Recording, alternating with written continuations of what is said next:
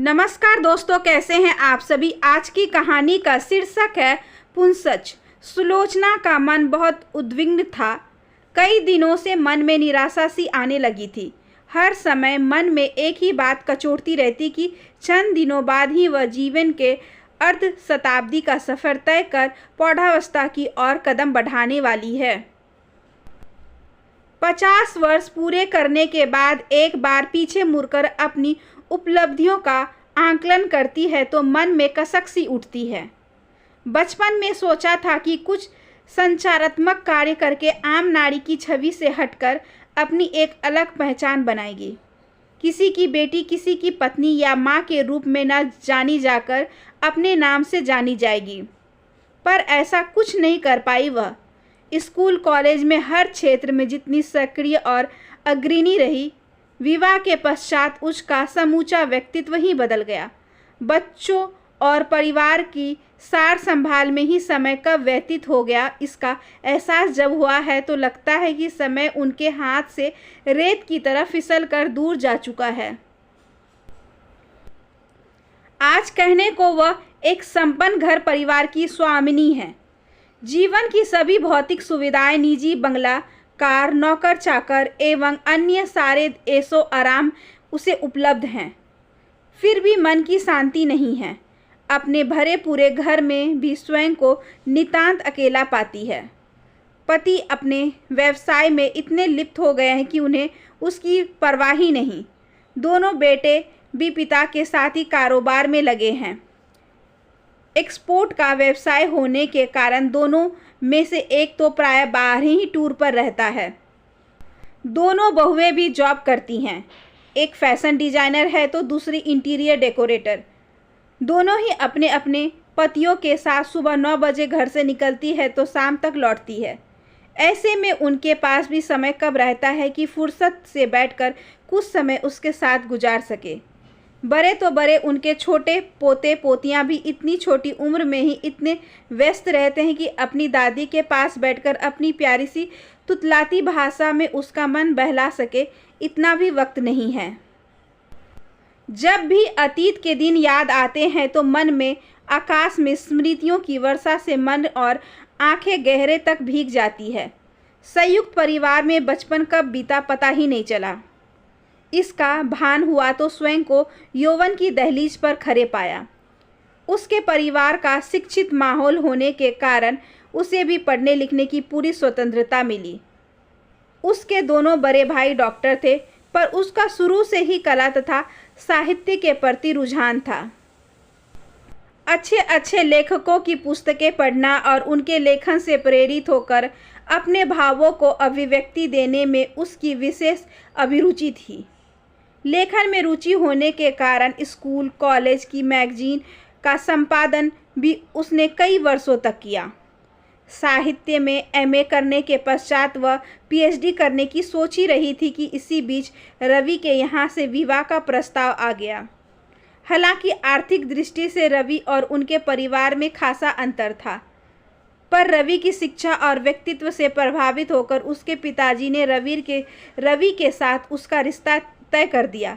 उसके पिताजी को विश्वास था कि रवि इतना होनहार है कि किसी भी परिस्थिति में रहकर भी अपनी योग्यता से अपना भविष्य उज्जवल बना लेगा।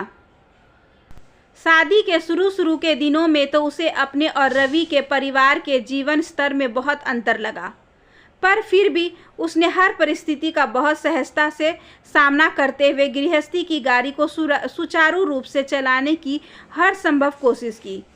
रवि की दोनों बहनों की शादी, भाई को उच्च शिक्षा दिलाने के सभी दायित्व खुशी खुशी निपटाए। इसी बीच थोड़े थोड़े अंतराल पर कुणाल और कर्ण के जन्म के बाद उनकी परवरिश की जिम्मेदारी भी आ गई। उन आर्थिक तंगी के दिनों में भी अपने सामर्थ्य से बढ़कर उसने बच्चों का लालन पालन किया। स्वयं कष्ट और तकलीफ में रहकर भी बच्चों को दैनिक आवश्यकताओं की पूर्ति में कोई अभाव नहीं हो सके, पूरी कोशिश की। पर जब कभी जिंदगी की व्यस्तताओं में 2-4 क्षणों की फुर्सत मिलती तो जीवन में अपने लक्ष्य तक नहीं पहुंच पाने का मलाल मन में कचोटता रहता। पर धीरे धीरे गृहस्थी की व्यस्तता में उसने अपने और शौक विस्मृत कर दिए थे। बच्चों के कुछ बड़े होने पर जब रवि को लगने लगा कि उनके सुरक्षित भविष्य के लिए उनकी नौकरी की आय पूरी नहीं पड़ रही है, तो उन्होंने अपना निजी व्यवसाय पर प्रारंभ करने का निर्णय किया। आज रवि अपने व्यवसाय में पूरी तरह स्थापित हैं। दोनों बेटों ने भी MBA करने के पश्चात पिता के व्यवसाय से जुड़कर अपने बिजनेस को बहुत आगे बढ़ा दिया है। आज उनके पास जीवन की सभी भौतिक सुविधाएं उपलब्ध हैं, पर उम्र के इस मोड़ पर पति के सानिध्य में कुछ समय बिता पाए इतना वक्त भी रवि के पास नहीं है। कभी वह उनकी व्यस्तता को लेकर उल्हाना भी देती तो वह उसे चुप कर देते। कहते, सुलोचना, अभी तो मैं तन मन से एकदम स्वस्थ और समर्थ हूँ। ऐसे में अभी से रिटायर होकर घर बैठ जाऊँगा तो तुम ही 2 दिनों में ही मुझसे बोर हो जाओगी। आज मैं व्यस्त हूँ तो परिवार और समाज में मेरी इज्जत और पूछ है। जिस दिन भी व्यवसाय से निवृत्त होकर घर पर रहने लगूंगा, नकारा हो जाऊंगा। उनके तर्क के परिविवाद में वह कहती, मैं आपको रिटायर होने के लिए कब कह रही हूँ? बस यह जरूर चाहती हूँ कि अपनी व्यस्तताएं कुछ कम कर घर परिवार के लिए कुछ समय निकालें। जब पति के पास ही उसके लिए समय नहीं है तो बच्चों से कैसे उम्मीद? कभी कभी ख्याल आता है कि इससे तो उसके अभाव के दिन अच्छे थे, जब वह परिवार की धुरी हुआ करती थी। पति और बच्चे छोटी छोटी ज़रूरतों के लिए उसके इर्द गिर्द घूमा करते थे। अब तो लगता है कि किसी को भी उसकी ज़रूरत नहीं है। बस घर में वह एकमात्र ऐसी है जिसके पास इतना समय रहता है कि वह काटने से भी नहीं कटता। हालांकि सुबह उठकर वह मॉर्निंग वॉक के लिए जाती है, थोड़ी बहुत माली के साथ बागबानी भी करती है।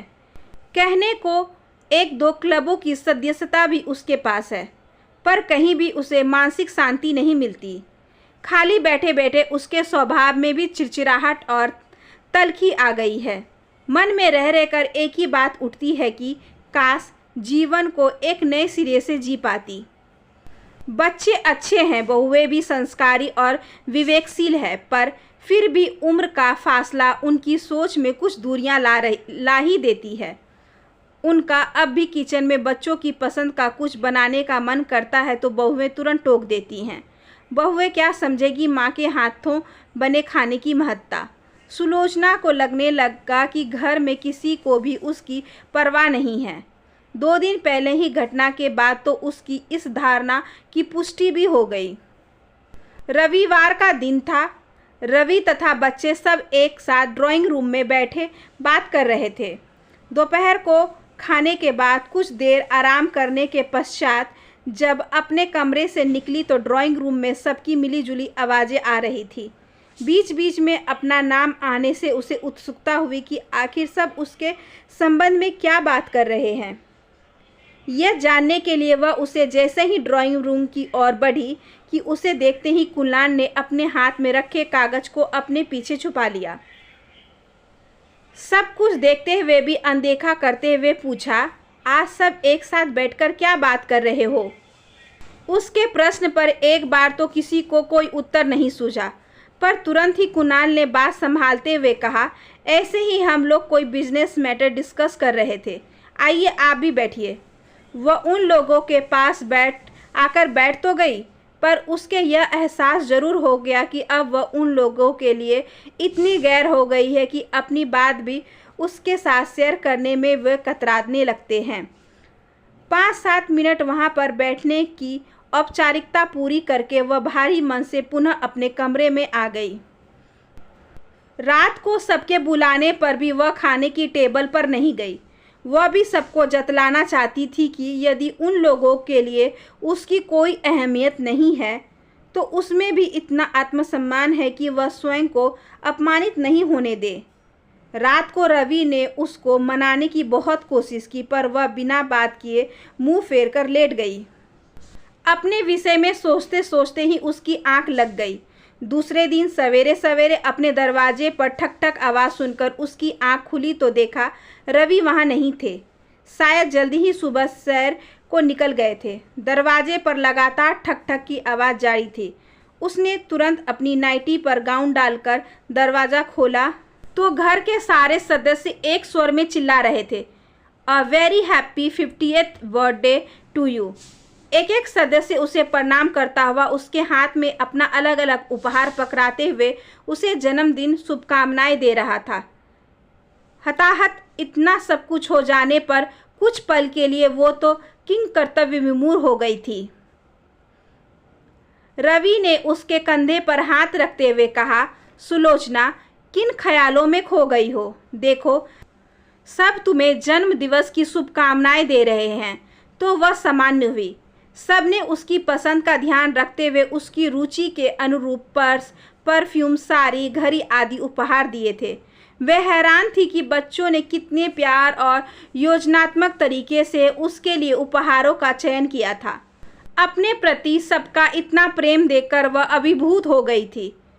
सबसे अंत में रवि ने उसे एक पैकेट अपनी ओर से पकड़ाया तो वह चौंक गई। दृष्टि से रवि की ओर देखा तो वह बोले, भाई खोलकर तो देखो, हमारी भेंट भी। उसने उत्सुकता से पैकेट खोला तो उसमें एक पुस्तक थी। आश्चर्य से उस पुस्तक को देखने लगी जिसका शीर्षक था पुंसच। तभी उसकी नज़र लेखन के स्थान पर पड़ी। उस जगह उसका नाम लिखा हुआ था। चौंक सी गई सुलोचना। एक पल के लिए तो उसे अपनी आंखों पर यकीन ही नहीं हुआ।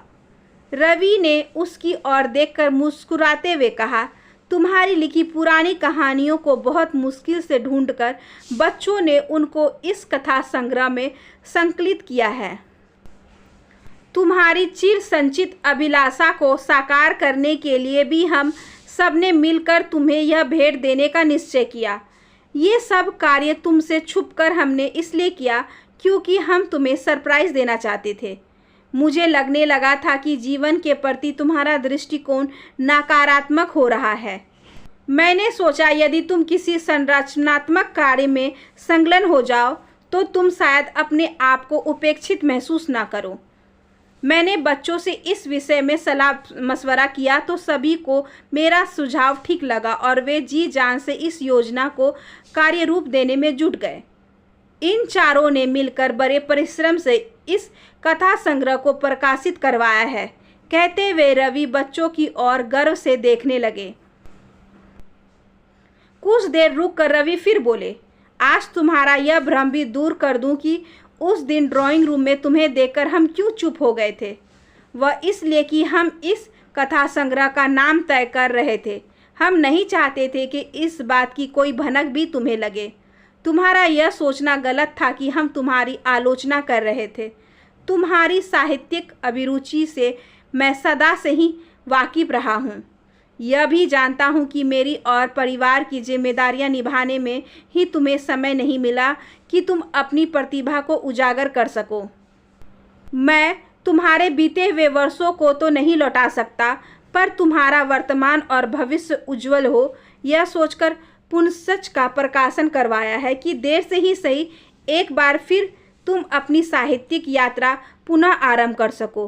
पुंसच के माध्यम से मेरा यही कहना है कि जीवन में चाहे कितनी ही विकट परिस्थितियां क्यों न आ जाए, यदि कोई समस्या है तो उसका समाधान भी अवश्य है। बस इसके लिए अपेक्षा है सकारात्मक सोच और स्वस्थ चिंतन की। मैं तो मानता हूँ कि मन के हारे हार है, मन के जीते जीत। बहुत वर्षों बाद अपनी चिरवांछित अभिलाषा को इस रूप में फलीभूत होते देखकर वह इतनी भावविवल हो गई थी कि कुछ बोल ही नहीं पा रही थी। तुलसीदास जी की पंक्तियां मानो उसी की मनोदशा को व्यक्त कर रही थी। गिरा अन नयन, नयन बिन वाणी, पति और बच्चों के हृदय से उसके प्रति अभी भी कितना स्नेह और आत्मीयता है, यह उसने आज जाना है। अपनी नकारात्मक सोच और चिंतन ने उसे कितना कुंठित और निराश बना दिया था कि उसे भ्रम होने लगा कि घर में किसी को उसकी जरूरत नहीं है। उसे अपनी सोच पर बहुत आत्मगिलानी हो रही थी। उसने भरे हुए नेत्रों से सबकी ओर देखा। बिन बोले ही सबने उसके हृदय के उद्गार पढ़ लिए थे। आज की सुबह सुलोचना के लिए नया सवेरा लाई थी, जिसके उजास से उसका वर्तमान और भविष्य दोनों ही प्रकाशमान हो रहे थे। आशा करती हूँ कि आज की ये छोटी सी कहानी आपको अच्छी लगी होगी। अगर अच्छी लगी हो तो please like share and subscribe करें हमारे चैनल को, ज़्यादा से ज़्यादा शेयर करें और बेल आइकन को ज़रूर प्रेस कर लें ताकि अगली वीडियोज़ की नोटिफिकेशन आपके पास सबसे पहले पहुँचे। धन्यवाद।